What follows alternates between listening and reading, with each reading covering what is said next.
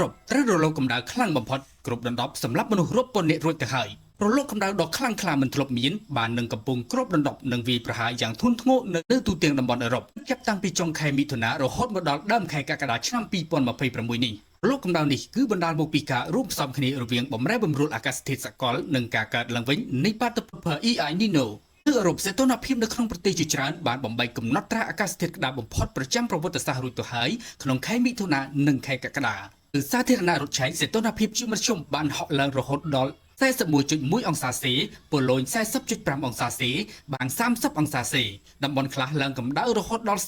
43.8 អង្សាសេនិងចក្រភពអង់គ្លេសកើនឡើងដល់37.7 អង្សាសេខណៈអាល្លឺម៉ង់ឈានដល់41.7 អង្សាសេទៅហើយនៅចន្លោះនោះធ្ងន់ធ្ងរខ្លាំងដល់ថ្នាក់ធ្វើឲ្យរលាយផ្លូវរទេះភ្លើងអគ្គិសនីតែហើបផ្លូវលឿនលឿនផងដែរ